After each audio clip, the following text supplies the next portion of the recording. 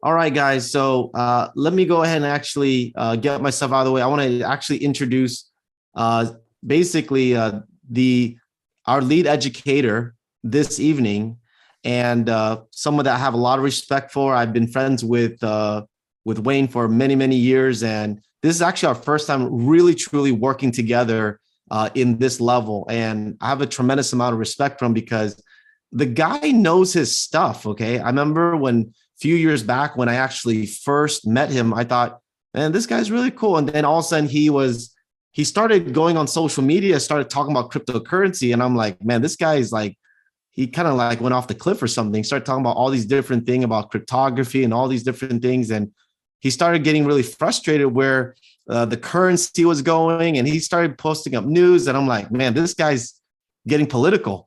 But it wasn't really about politics. It's his belief on where the world and where the direction was going with currency. And he was so frustrated with inflation, and he really saw value behind the technology. And that's when I really started getting a lot of respect for him in terms of that I knew that he was someone that was truly diving in and basically dedicating his life at this point, really understanding the space. And because of that, he's actually has his own podcast. He's worked with large companies in the cryptocurrency and blockchain space. He's also the co-founder of one of the hottest events that really launched in Miami. Now it's actually starting to branch all over North America, known as the Miami Crypto Experience. And he's put together a group of educators partnering up with them to really provide some major education here. So but I want to welcome you guys to DeFi Day, and excited to actually introduce Blockchain Wayne on here to be able to give us some amazing information. So Wayne, I'll pass it to you, my friend. All right. So I want to welcome everybody. Appreciate the intro, Tuan. Appreciate everybody being patient. This is our first one switching over to the webinar, so it was a little clunky getting in. But what I want to share with you in the short time we have tonight is a little bit about my passion, my belief when it comes to the cryptocurrency space and blockchain and where it's heading. And when I really learned about this, like Tuan was saying, people are just starting to get mad about inflation, but when you understand how the financial systems in the world operate, which I learned that back in 2016, 2017, it will anger you to a point where something needs to be done. And we've really never had a solution before now, but now we have the ability to opt out and choose our own currency systems, our own financial markets. You can create your own financial markets within the space, and it's truly the market determines what's going to last and what doesn't. But the biggest problem with this revolutionary technology is that what we saw happen was many people are still scared away. And that was several years ago. That's still today. It's getting easier all the time. But I saw a glaring need for education because there's not really a good spot where you can learn. Now, there's a lot of great information on the internet, but there's also a lot of noise. So it's hard to figure out what's good, what's not, what will get you in trouble, what kind of scams are out there to make you think they're helping you and then they don't. And so that's why I've been passionate about education. So over the years, between our events where we bring in and teach people about crypto, we just don't have speakers talk from a stage. We have multiple workshops, to projects and other things that I've consulted on and help them with their marketing, with their educational content, and really also helping to bring to market different things in the cryptocurrency space that make it easier for people to utilize. So what I'm going to do tonight, I'm going to give you a brief overview of why this is even important. What is it? The basic understanding. I can't, we're not going to go too deep. And that's what we have our courses for, but enough to where you leave with a little bit of understanding of what this is, what is it? And then, some of you may need to hear this a few times before it really sinks in. I tell you, there's nothing wrong with that. That's how it was for me. But as you learn the basics here and you start talking to people and they want to learn more about the space, or they don't understand it and really want to get involved, but don't know where to start, or maybe they're just straight out scared, you can share with them these nights where we do an intro with the information, and then also point you to the path where you can get more education to learn more. So let's see. All right, now I got my slides working. Blockchain is one of the biggest words you'll hear. As Tuan said, I refer to myself as Blockchain Wayne. I've been doing that since I started podcasting a little over 4 years ago, and it just kind of stuck. It rhymes. So I say, hey, I'm going to stick with that. But what truly is a blockchain? It is a decentralized digital ledger. and it keeps records of all transactions taking place on a peer-to-peer network without an intermediary. Now, what does that mean? That means there's no middleman that's controlling transactions or deciding what goes through, what doesn't. And we've seen lately what's happened where multiple people's finances and services have been blocked by intermediaries. And in some cases, some of the people that are trying to access that are just innocent people that aren't even involved in the conflicts that are going on in the world right now, but their financial systems are blocked. Well, cryptocurrency gives you peer-to-peer, and it activates, it happens on the blockchain, on that network, that decentralized digital ledger. And what does that also mean? Decentralized means no one person can alter that. Now, imagine you meet somebody on the street. You may not trust that person with your finances right away, but if everybody was watching everybody, and if anybody tried to step out of line, there would be consequences, or everybody else would make noise. That's in essence what a decentralized network does by replacing that scenario of people with computers, with a full network where everybody's watching everybody. You don't trust each person individually. You don't have to, because your trust is in the network where everybody is responsible to keep that network legit. It's encrypted information, and it's data sharing. Blockchain can be used for more than just transfer of currency. Currency is just one application on the blockchain. You think about an iPhone or Android device right now, how many apps can there be on that phone? How many apps can there be on a blockchain that allow you to share contracts, records, NFTs, other types of data? There's so much potential in what can be stored on a blockchain. Think about anything where you have to go to a lawyer or intermediary or somewhere to make a transaction happen, or to process a record. That can all happen on a decentralized manner. Even voting can take place on a blockchain, which would eliminate any perception on either side of there being some kind of shady action. So that's the potential of blockchain. Now, cryptocurrency, it's comparison to traditional money, fiat. Many people have trouble grasping it's online currency only. I can't touch it. But let's face it, most of us are dealing with a digital currency today.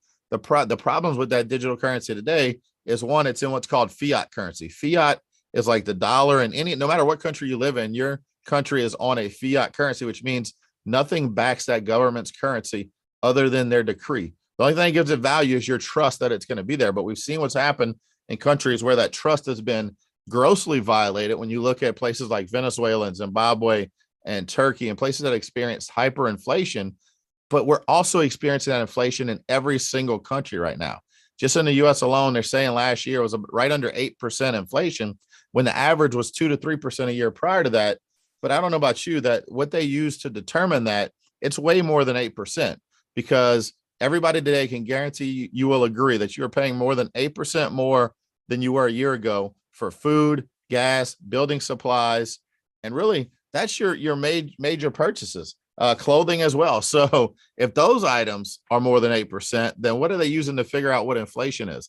And that's where you figure out it's kind of a hedge number, but it's because there's no limit to that currency. It's continuing to be printed more and more. And as you dilute the currency, the purchasing power gets less and less in a global market. It eventually catches up. It may not catch up right when it's printed, but eventually that extra money in the market, it dilutes the purchasing power what you have. Cryptocurrency is secure for holding assets. It's on a decentralized network. Allows two unknown people to safely transfer money. There's no issue with counterfeits and making sure that the money is real. And it can be a hedge against over inflation over the long term. Now, cryptocurrency right now is still in the infant phase. And you may say Bitcoin is what, over 13 years old. How is that infant phases?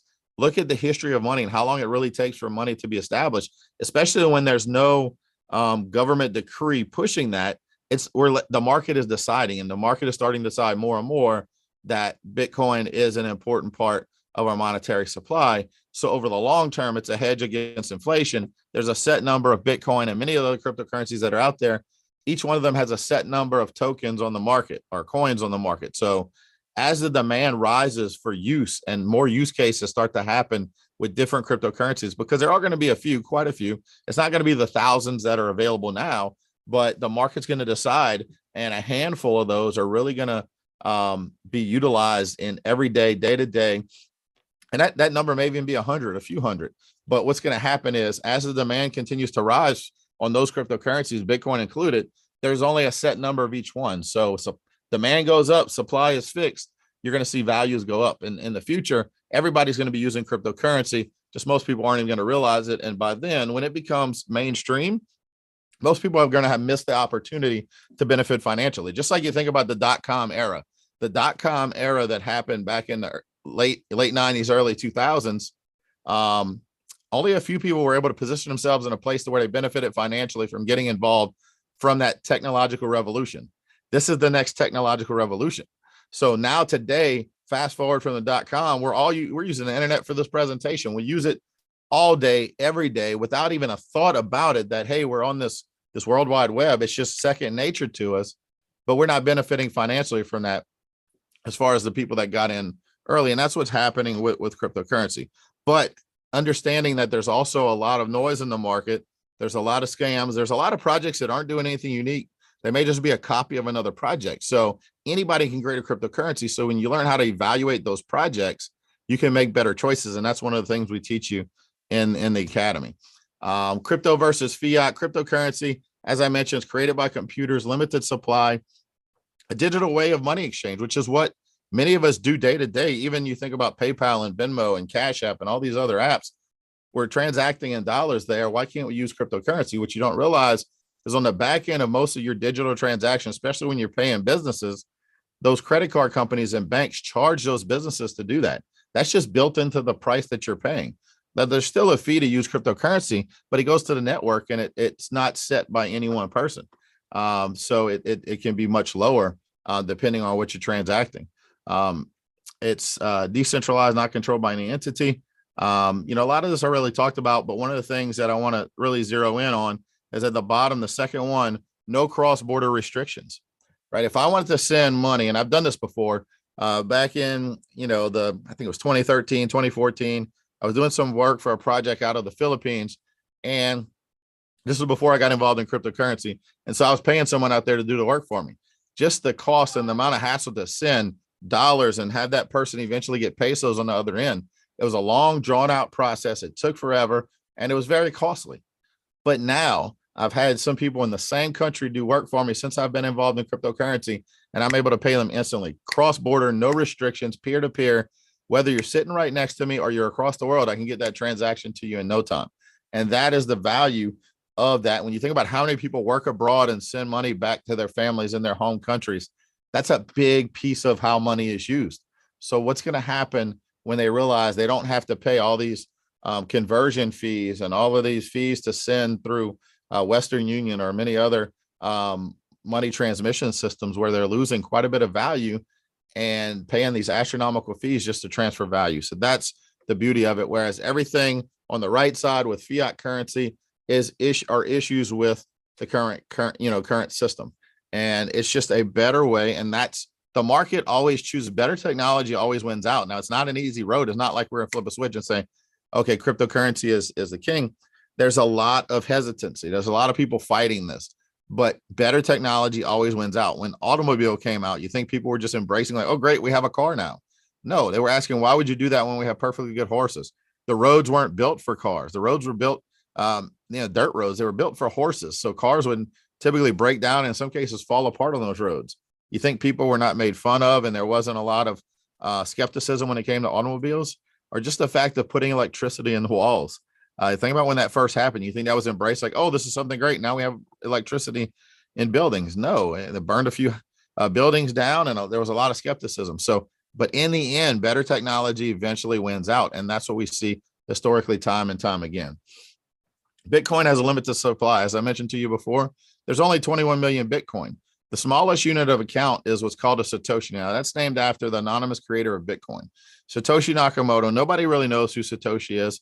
And quite frankly, it doesn't matter because this is not like a company where you think you need to know who the CEO is.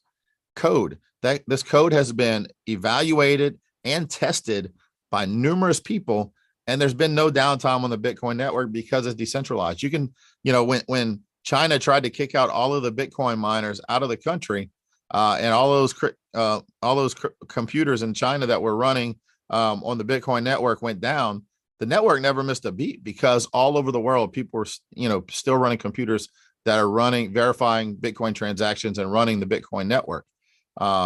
So it doesn't matter who Satoshi is, but In that, they named the smallest unit of account of Bitcoin after him, which is called a Satoshi. You may hear it called SAT for short, SAT.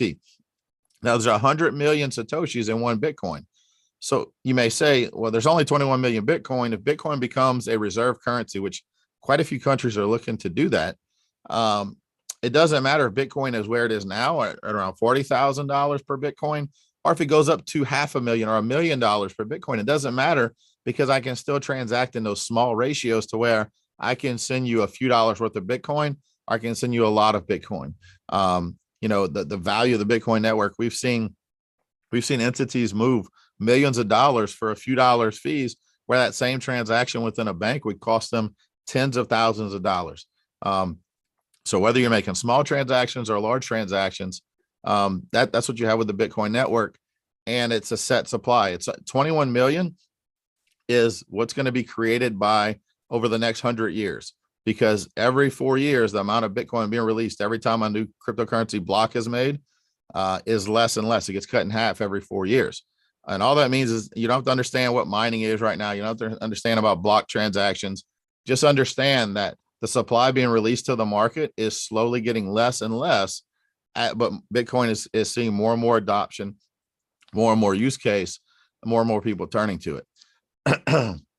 So let's talk real quick about buying, storing, sending, and securing your crypto. There's on-ramps to buy crypto. We talk about that in the early packages. Whether you decide to trade actively or invest, you have to buy Bitcoin with your fiat currency first. Unless you're doing work where someone's going to pay you in cryptocurrency, this is your best way to get crypto. So you can buy it on exchange platforms. You have to search your country to see what's available, but Coinbase, Gemini, Kraken, Crypto.com, also Binance. I forgot to list on here, but Binance, those are some of the big ones. You have to see what's available in your area. Now, we list here Robinhood, PayPal, Venmo, Cash App for a few reasons, just so you understand those are payment apps that, and Robinhood, they don't really allow you to take control of your cryptocurrency. The biggest thing about a decentralized currency is you have complete control of what happens to it. So if you buy it on Robinhood or PayPal or Venmo, it's stuck on there. You can't withdraw it. All you can do is sell it at some point. So you don't truly own the cryptocurrency. You just own the value of the asset. And whenever you go to cash out, you have to cash it out. Cash App, on the other hand, does allow you to withdraw your Bitcoin to a wallet where you control. There's also Bitcoin ATMs. And then you can earn free Bitcoin through different apps like Fold or Lolly. I've used both of those. In fact, I used Lolly today to book a hotel room, and I'll probably earn about $30 back in Bitcoin for that purchase. So we talk about all of those and the ways to earn crypto within our course as well. So you can set up an account on a crypto platform. You have to register, and most of them, if they're following the regulations in the country you live in, they'll make you do what's called KYC, or know your customer. They make you verify your identity, complete the identity requirements, and you wait for approval. It's not something that we like. It's not something that's great, but you have to do it as part of pretty much every country you're in, where you have to verify your identity. And then we recommend that usually gives you an option right as you're setting up those accounts to set up two-factor authentication. You can download an authenticator app like Google Authenticate, and you sync up that account to the authentication app, and it gives you a code that changes every 30 seconds. And what happens is whenever you log in with your username or password, before you can get in, you also have to enter that code before it changes to the next code to be able to get in. So even if someone was able to hack my username and password on one of my accounts, they still won't be able to get in without my two-factor authentication. Security is important when it comes to this. It's best to take that seriously. So definitely make sure you take those steps to set up two-factor authentication on accounts. And that's for anything. And I'm telling you this because I'm going to challenge you. If you don't have any account set up and you haven't purchased any cryptocurrency yet, or maybe you have, but you're not really set up on one of these major exchanges I listed to where you can make more purchases, set up your account to where you're able to do that. You don't have to make the purchase yet, but get everything ready, because as you learn, you're going to want to jump in and make better decisions. And when you're able to do that, you're already ready to go. You don't have to wait for any kind of verification. You don't have to wait to verify your identity. You're ready to go on one of these platforms. So DeFi, decentralized finance. Decentralized finance is an open and global financial system built for the internet age. Think about, let's look at the antithesis of that, centralized finance. Centralized finance is what the banks and the Federal Reserve and other financial institutions and trading institutions utilize to offer their services in a controlled setting where they control who can use it, who can't. And in many cases, I mean, there's over 7 billion people in the world, and I guarantee you over 5 billion have little to no access to most of the financial markets out there. They are limited access, but almost everybody, I don't want to say everybody, but most markets, even developing countries, have access to basic smartphones, the cheap Nokia phones with 3G service and even 2G. They have the ability to participate in these financial systems because their phone can become a financial tool as well, because they have access to the internet. So DeFi gives access to anyone, no matter what side of a border you live on, where you live in the world, you can participate. And think about that. When you deposit money into a bank today, you don't earn really any interest. If you're earning any interest from your bank, it's less than 0.1%, or it is with 0.1% or less. So that's nothing, right? So when you look at that aspect, that bank is in turning around and lending your money out on the market, and they're making 20, 30, 40, 50% on that. They don't pay you any piece of that. All decentralized finance does is it turns that on its side to where it's not controlled by any one entity. Anybody can participate. And if you participate, you earn your share of the yield, the share that's not being given to you by central institutions. So blockchain-based form of finance does not rely on any financial intermediaries such as brokerages, exchanges, or banks to offer traditional financial instruments. So what am I talking about? It could be exchanges where you can trade from one currency to another. There's a lot of decentralized ones out there that those trades can happen at any point.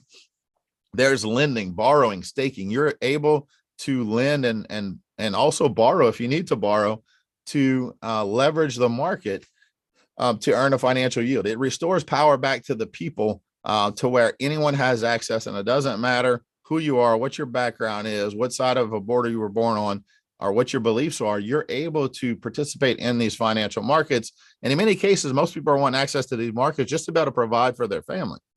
And they haven't been given that with the centralized system. All right. So now DeFi gives you the ability to earn from your phone. Now there's risk when it comes to DeFi, just like anything else. It is the early days of DeFi. Now, a lot of DeFi protocols have been put to the test over the last couple of years, especially, but there's still some risk in it. So what we teach you in the program is how to evaluate projects for risk. You're going to notice that different projects, just for instance, say lending, say you're providing liquidity, you're lending your cryptocurrency to a protocol or providing liquidity. All that means is you're putting money into a pool that's able to ensure trades happen, and you're earning a yield back for that. Now, some protocols will pay much higher than others, and there's always a risk. The higher the percentage you can earn, the higher the risk there is that it could collapse. It could, something could happen to it. So just look at that. But many people have different appetites of risk of how much money they want to put in the different risk levels.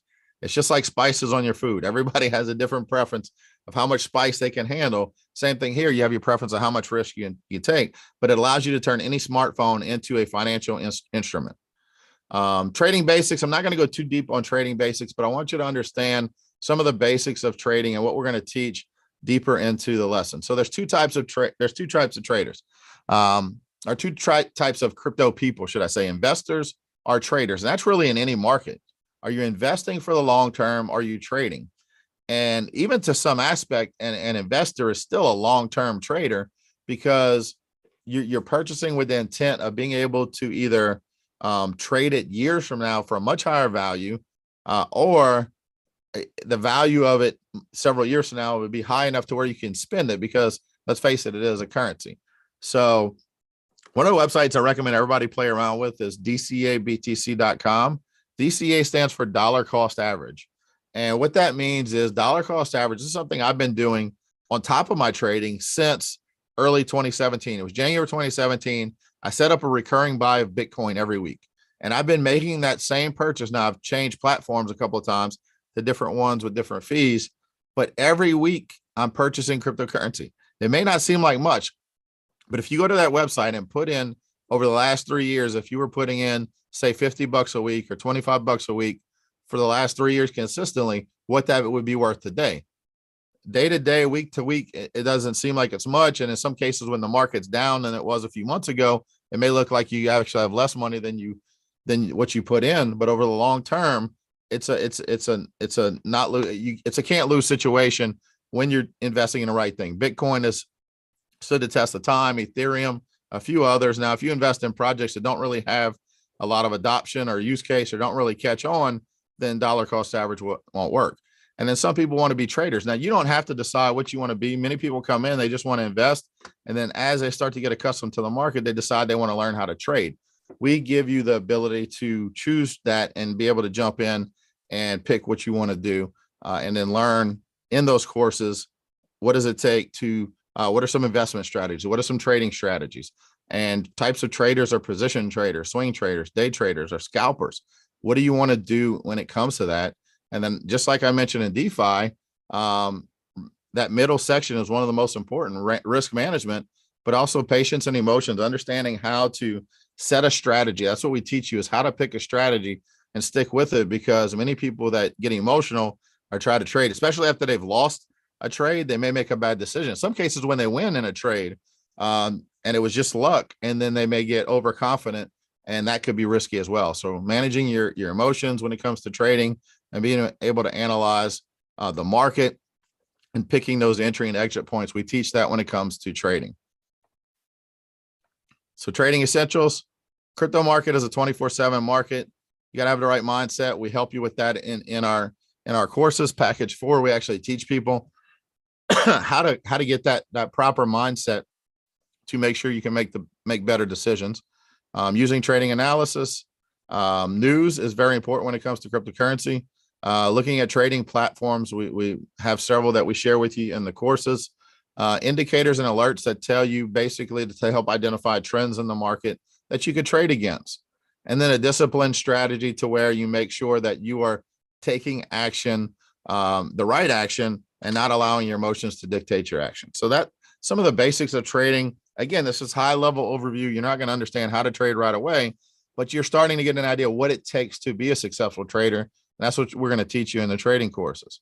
All right. So now look at NFT, non-fungible token. What is an NFT? So NFT is similar to real world collectibles.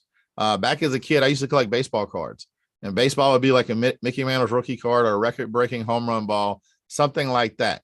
But it's in a digital format. So it could be, in some cases, NFTs are going to be used as certificates of authenticity for physical items, or the NFT could be the unique item. Stands for non-fungible token.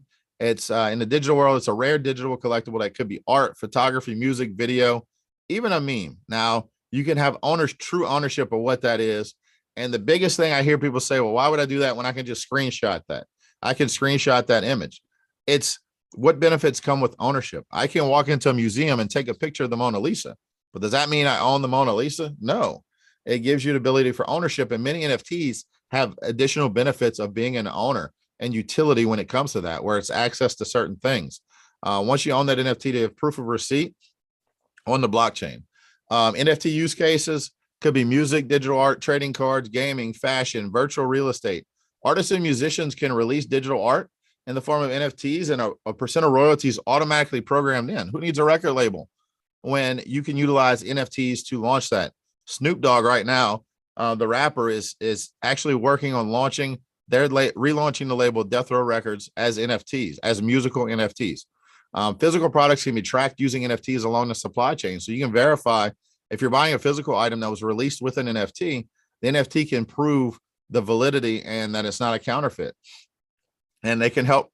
NFTs are also going to be used for land ownership, property titles, degrees.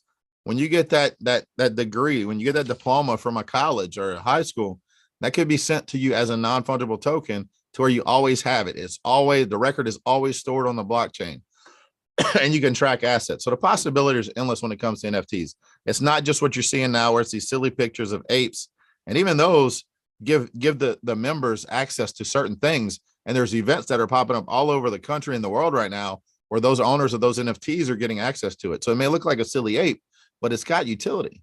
And then let's talk about the metaverse. The metaverse is another thing that we do a deep dive in to help you. The metaverse, the potential metaverse market opportunity ranges from $3.75 trillion to $12.46 trillion. What does that really mean?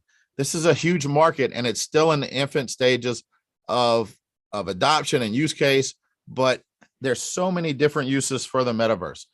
These virtual worlds are popping up where you can control land can become scarce.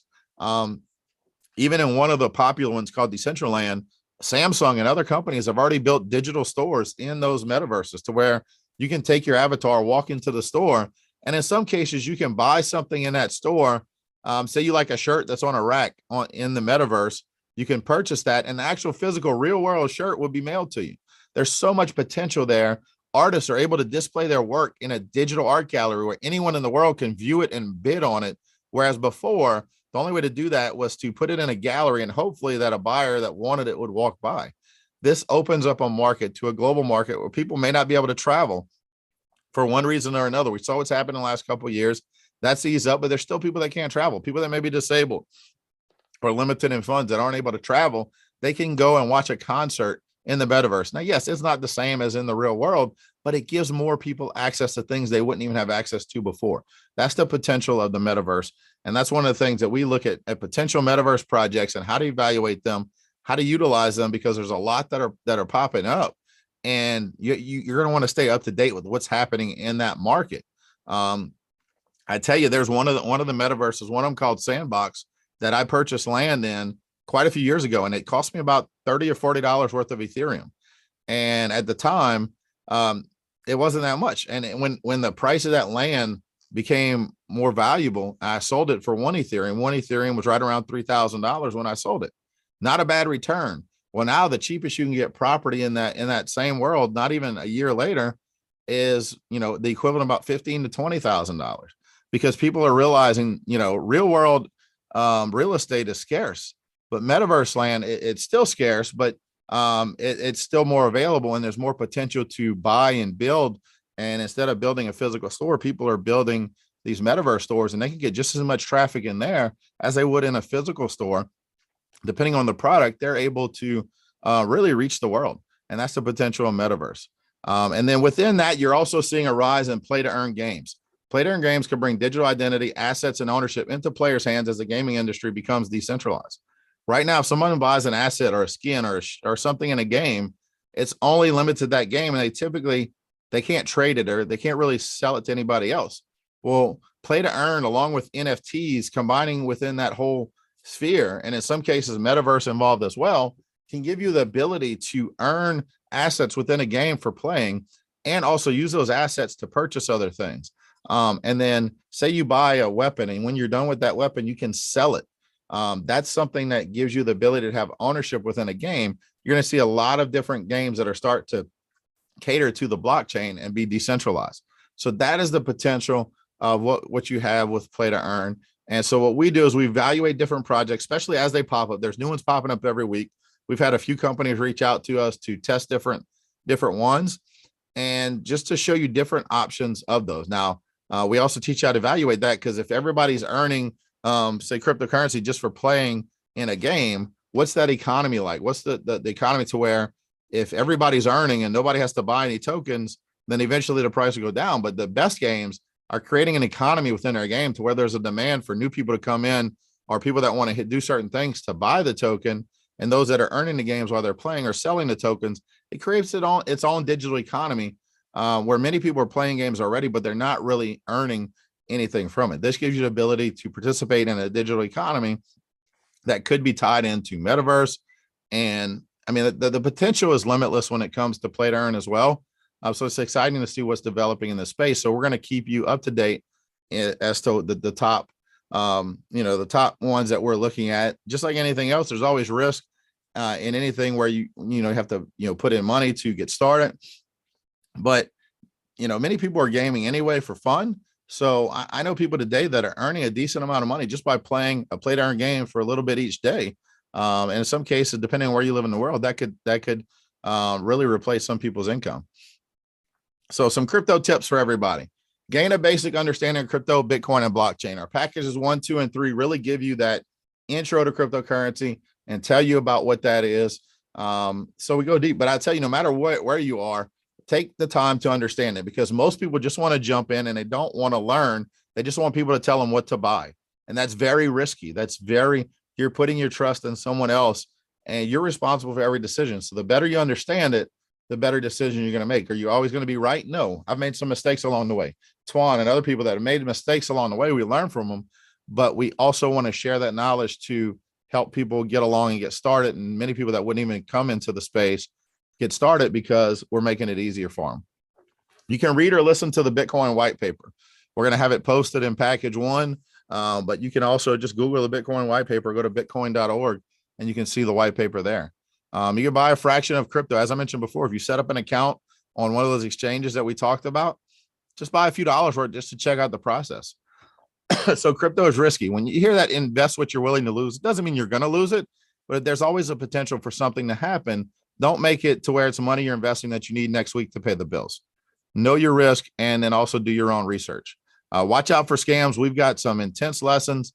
Many of them are in the first package where we teach you how to watch out for scams. Scams are changing every week. I can tell you one right now that's really really irking me that we're seeing a lot is people are copying our profile. Many people that are in the cryptocurrency space copying our profiles on social media, whether it be Facebook or Instagram or anything else, and they're messaging friends and family. Now, typically there's a fail-safe where Facebook or Instagram will let you know this is not the same person that you follow. This is not the same person that you're a friend with, but it has the same name.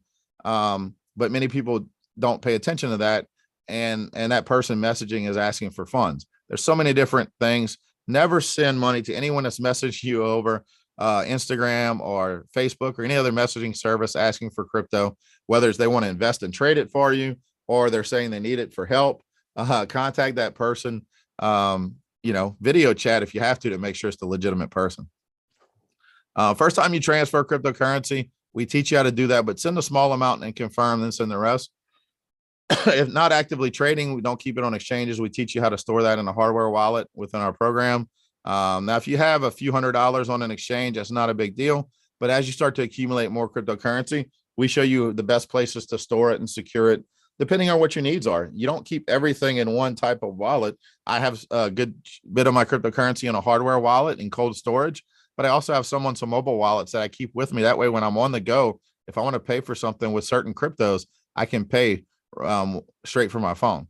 And never disclose your private keys to anyone. When you set up those wallets, it will give you the information to access those private keys. Never share that with anyone.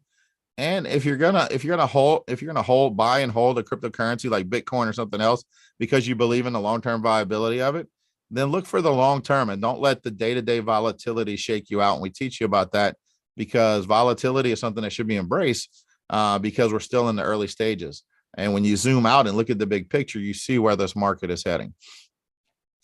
So that's really it for for our crypto class tonight. Let me stop sharing. I said a lot tonight. In fact, I probably should have brought a bottle of water, but I really just want you to have an understanding of some of the basics of what is cryptocurrency, why is it important, and really, if you were on last week on any of them, you see both of the ones last week we went well over an hour.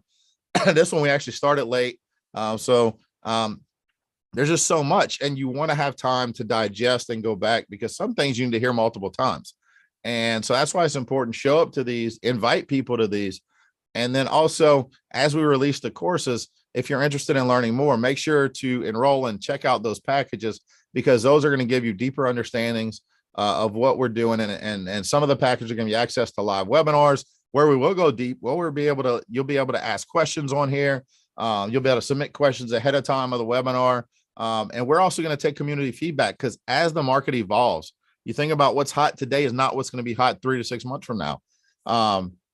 That doesn't mean that most things are not going to be viable in long-term projects, but different things heat up at different times, depending on what's happening in the market, what's happening in the news. And we're going to try to keep you up to date on what's happening in the market updates, what to pay attention to, just so you can make the best decisions. Because it's a lot to take in. I give the saying to some people that it's kind of like drinking from a fire hose. You think about a fire hose, how fast the water comes out. If you tried to drink out of that, it wouldn't end well for you. But you just have to start taking a little bit at a time and understanding it and then do. So as you learn stuff, whether it's you learn something tonight or you learn something from the courses or when we start doing the live webinars, a mentor of mine always says to know and not to do is not to know, which means it doesn't matter how much you think you know that you've read or learned or watched on a video until you actually do it. You don't really know how to do it. So until you buy cryptocurrency, you don't know how to do it. Till you send and receive cryptocurrency, you don't really know how to do it. You have an idea what it should be, but it's no different than, as I mentioned before, if I read a manual on how to fix my truck, that doesn't mean I know how to fix it. Until I actually do it, I don't truly know how to do it. And that's how it is with anything in life. And two things are going to dictate what you do in life. And one of them is going to be making sure you have an understanding of what you're doing. And two is having a belief. Everything you do is predicated off of your belief. My belief is so rock solid in where this cryptocurrency market is going, where Bitcoin is going in the long term. It doesn't matter to me. If Bitcoin dropped 75% in value tomorrow, most people would be panicking. I would be excited because I know the long-term picture where this is going. So that's just an opportunity for me to purchase more. That belief doesn't come overnight. It comes with education. It comes with plugging into a system, just like with anything else. So plug into this system and learn. And we're going to teach you the different methods of how you can learn, what projects give you the ability to earn, and how to maximize what you have a potential for, while also trying to help you reduce risk. Because the better you understand something, the less risk there is, or at least you understand the risk and know what you're getting into. So with that, that's it for tonight. Twan, I don't know if you had anything you wanted, or if anybody had any questions in the chat. All right, I'll wait for Twan to come on. I see, where was it? Somebody had asked if we'll have access to these slides. Actually, not quite yet. If you notice, each one we've had of these so far, we've used a different PowerPoint, slightly different approach. We want to see what works. So if there's something you like, something you don't like, we're going to finalize that, and you'll eventually be able to see the full slide. We'll have recordings of this, but we're going to continue to tweak this to make the biggest impact and make it easier for people, because the easier we can make this, the more people we can bring in and the more people we can teach about crypto. Awesome stuff.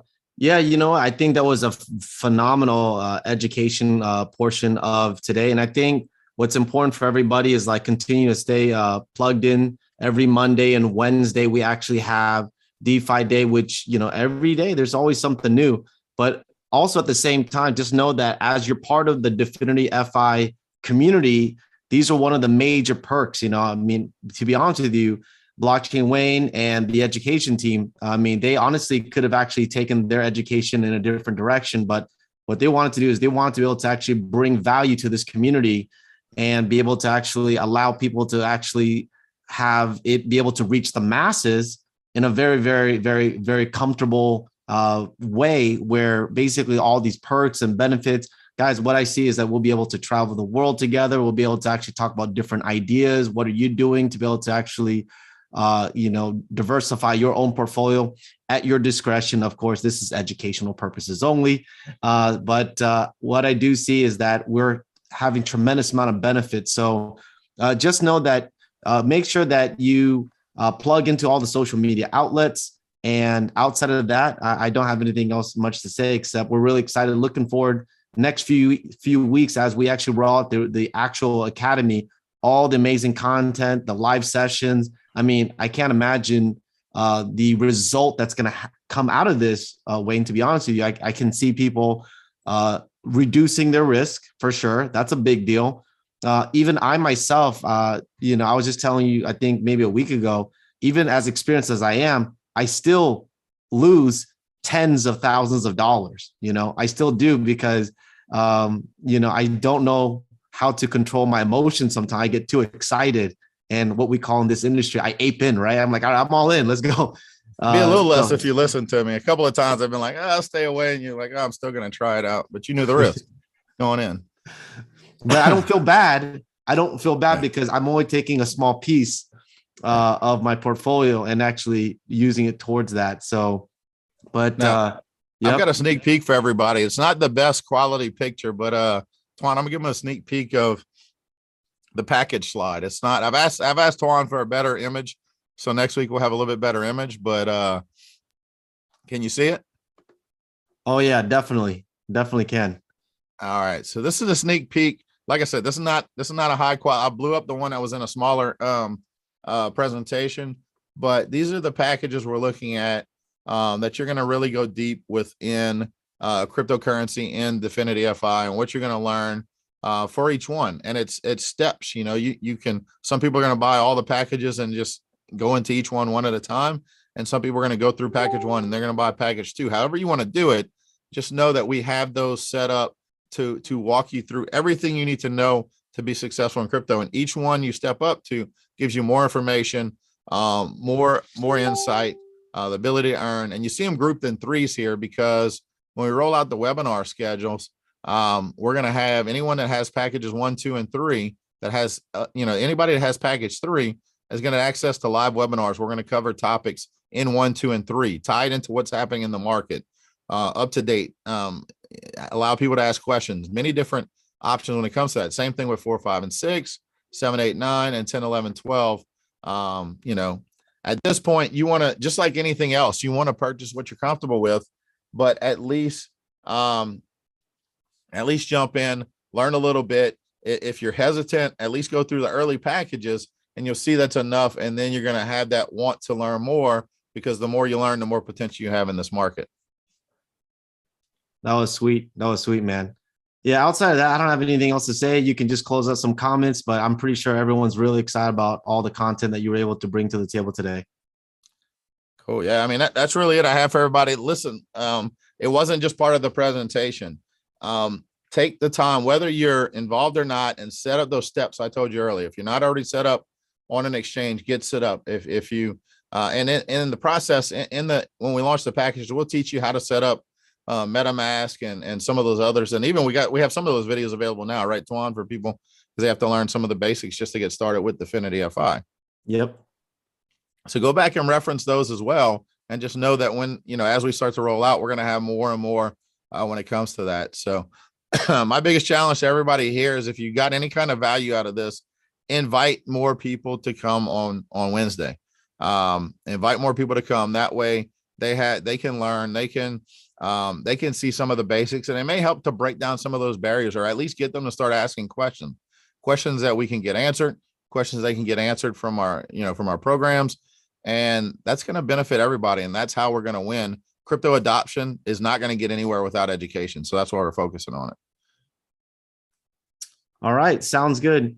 Guys, that's a wrap. We appreciate it. And stay plugged into the social media outlets, guys. We'll make sure that we'll provide these content. This video will be recorded, and we'll make sure that we'll upload this, so that way you have access to this as well.